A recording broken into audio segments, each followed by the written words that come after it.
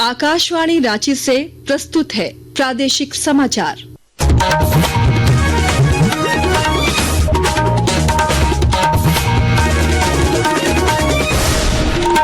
नमस्कार, समाचारों के साथ मैं आसिया नाजली। सबसे पहले मुख्य समाचार। राष्ट्र आज मना रहा है 76वां गणतंत्र दिवस। कर्तव्य पथ पर दिखी भारत के विकास, ताकत और विरासत की झलक। राष्ट्रपति द्रौपदी मुर्मू ने ली परेड की सलामी। कर्तव्य पथ पर झारखंड की झांकी में दिखी राज्य की समृद्ध संस्कृति, रतन टाटा को श्रद्धांजलि और झारखंड की नारी शक्ति का भी प्रदर्शन।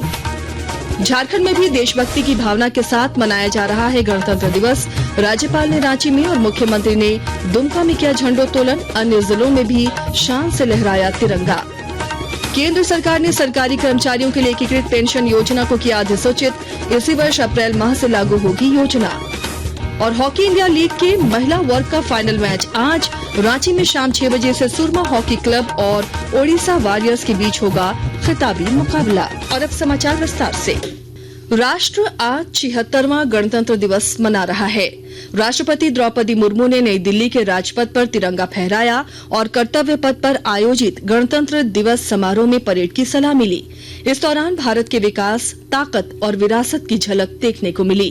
कर्तव्य पथ पर विभिन्न राज्यों और केंद्र शासित प्रदेशों की झांकियां भी निकाली गईं। दिल्ली में कर्तव्य पथ पर झारखंड की झांकी भी शामिल हुई। झांकी में झारखंड की विरासत, विकास और संस्कृति की झलक तो दिखी ही, झांकी के जरिए टाटा समूह के पूर्व प्रमुख रतन टाटा को श्रद्धांजलि भी दी गई। रतन टाटा का संबंध झारखंड के सबसे बड़े उद्योग टाटा स्टील से रहा है। झारखंड की समृद्ध संस्कृति, यहाँ के पारंपरिक नृत्य, शिक्षा के क्षेत्र में नारी शक्ति के बढ़ते कदम का भी प्रदर्शन झांकी में किया गया। झारखंड की झांकी को काफी सराहा गया। इधर झारखंड में भी गणतंत्र दिवस देशभक्ति की भावना के साथ मनाया जा रहा है। मुख्य समारोह राजधानी रांची के मोरहाबादी मैदान में आयोजित किया गया, जहां राज्यपाल संतोष कुमार गंगवार ने झंडोत्तोलन किया। इस दौरान उन्होंने 44 पुलिस पदाधिकारियों और कर्मियों को पदकों से अलंकृत भी किया। समारोह को संबोधित करते हुए राज्यपाल ने कहा कि हमारा लोकतंत्र विश्व का सबसे बड़ा और जीवंत लोकतंत्र है, जिसका आधार संविधान है। हमारे इस महान लोकतंत्र का आधार है हमारा संविधान। आज इस अवसर पर मैं संविधान सभा के सभी सदस्यों को भी नमन करता हूँ। हमारा संविधान लोकतंत्र का एक पवित्र ग्रंथ है, जो हम सभी के लिए एक मार्गदर्शक है। हमारा कर्तव्य है कि हम इसका पूरा सम्मान करें, क्योंकि संविधान किसी भी राष्ट्र की शासन प्रणाली का मजबूत आधार होता है। उधर उपराजधानी दुमका के पुलिस लाइन मैदान में मुख्यमंत्री हेमंत सोरेन ने राष्ट्रीय ध्वज फहराया और मिलीजुली परेड की सलामी ली। इस अवसर पर विकास आधारित झांकियां भी निकाली गईं। मौके पर मुख्यमंत्री ने अपने संबोधन में सरकार द्वारा जनहित में उठाए जा रहे कदमों का जिक्र किया। उन्होंने कहा कि सरकार महिलाओं के साथ युवाओं पर भी ध्यान दे रही है। जो युवा स्वरोजगार करना चाहते हैं, उन्हें आर्थिक मदद उपलब्ध कराई जा रही है। मुख्यमंत्री रोजगार सृजन योजना के माध्यम से स्वयं का रोजगार शुरू करने के लिए अनुदानित दर पर ऋण उपलब्ध कराया जा रहा है। इस योजना के तहत वित्त वर्ष 2024-25 में कुल 7,625 आवेदन स्वीकृत किए गए और लाभुकों के बीच में 438 करोड़ रुपए का ऋण वितरित किया गया है। झारखंड विधानसभा परिसर में विधानसभा अध्यक्ष रविंद्र नाथ महतो ने तिरंगा फहराया। इस दौरान उन्होंने कहा कि लोकतांत्रिक व्यवस्था हमारी संस्कृति में रची बसी है। भारत को एक ऐसे राष्ट्र के रूप में स्थापित करने का निश्चय लिया था, जो आधुनिक लोकतांत्रिक परंपराओं के अनुरूप हो। 13वीं शताब्दी मैग्ना कार्टा के पूर्व भी वैशाली का गणराज्य की समिति व्यवस्था 12वीं शताब्दी में प्रचलित थी। इस प्रकार लोकतांत्रिक व्यवस्थाएं हमारे संस्कृति में रची बसी थी। पलामू जिले में भी गणतंत्र दिवस देशभक्ति की भावना के साथ मनाया जा रहा है। जिला मुख्यालय स्थित पुलिस लाइन स्टेडियम में राज्य के वित्त मंत्री राधाकृष्ण किशोर ने ध्वजारोहण किया। इस दौरान उन्होंने राज्य की जन कल्याणकारी योजनाओं की जानकारी साझा की और लोगों से इन योजनाओं का लाभ उठाने की अपील की। हम सब मिलकर के इस जिला को सामाजिक आर्थिक दृष्टिकोण से उस ऊंचाइयों पर ले जाए, ताकि आने वाले समय में पलामू न सिर्फ झारखंड बल्कि देश के मानचित्र पर स्थापित हो। और इसी दृष्टिकोण से जो कार्यपालिका और विधायिका की जो टीम है, वो मजबूती के साथ आज सबों के जीवन दशा को बेहतर बनाने के दृष्टिकोण से आगे बढ़ रही है। लोहरदगा में राज्य की कृषि मंत्री शिल्पी नेहा तिर्की ने झंडोत्तोलन किया। मौके पर उन्होंने संविधान में दिए गए अधिकारों की चर्चा की। संविधान में कई सारे अधिकार हमें दी गई है, चाहे हम स्वतंत्रता की बात करें, आज वही स्वतंत्रता है, वही न्याय है, जिस कारण से हम और आप संविधान के दिए हुए अधिकारों की लड़ाई भी वर्तमान में लड़ रहे हैं।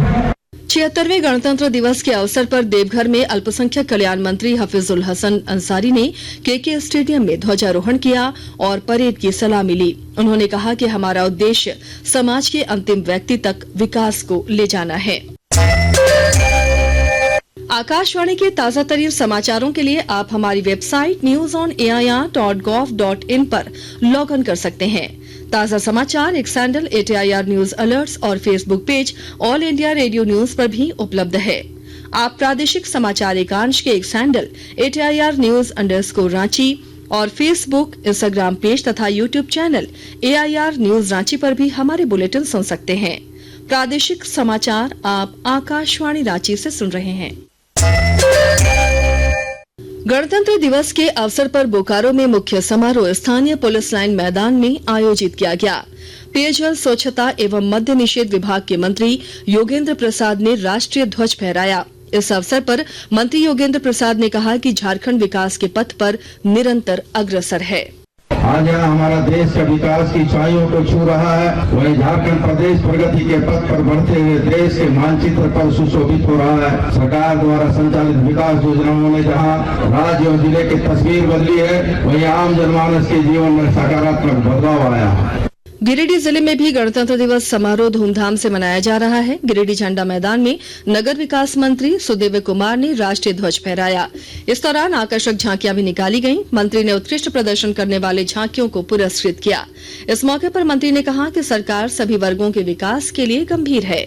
इधर जमशेदपुर में बिष्टुपुर स्थित गोपाल मैदान में मुख्य ध्वजारोहण समारोह का आयोजन किया गया। इस समारोह में राज्य के शिक्षा मंत्री रामदास सोरेन ने ध्वजारोहण किया। अपने संबोधन में मंत्री रामदास सोरेन ने कहा कि यह दिन हमें याद दिलाता है कि अपने कर्तव्यों और जिम्मेदारियों का पालन करते हुए देश की तरक्की के लिए कार्य करना चाहिए। आजाद भारत को हमारे देश के स्वतंत्र सेनानियों और नेतृत्वकारियों ने देश को एक अनमोल संविधान की रचना कर हमें दिया है, जिसे हम प्रतिवर्ष 26 जनवरी को गणतंत्र दिवस के रूप में याद करते हैं।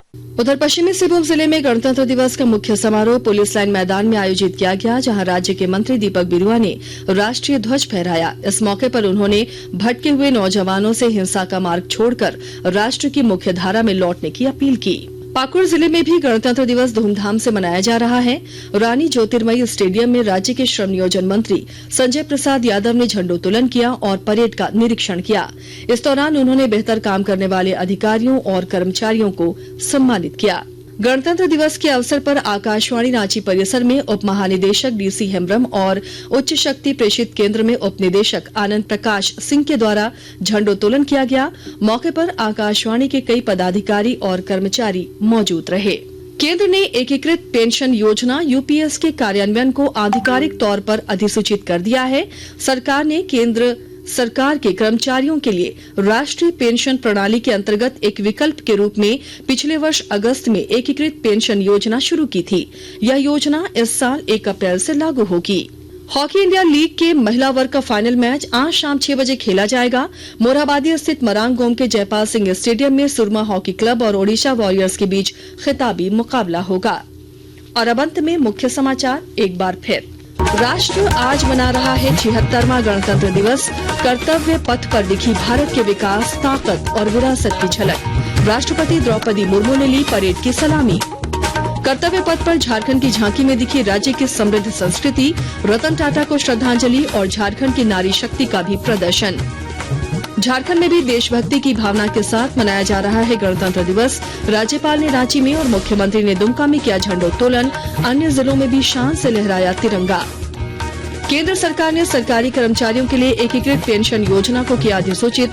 इसी वर्ष अप्रैल माह से लागू होगी यह योजना। और हॉकी इंडिया लीग के महिला वर्ग का फाइनल मैच आज रांची में शाम 6 बजे से सुरमा हॉकी क्लब और ओडिशा वॉरियर्स के बीच होगा खिताबी मुकाबला। इसके साथ ही आकाशवाणी रांची से प्रादेशिक समाचार का ये बुलेटिन समाप्त हुआ। अगला प्रादेशिक समाचार बुलेटिन दोपहर 2:55 पर प्रसारित किया जाएगा। नमस्कार।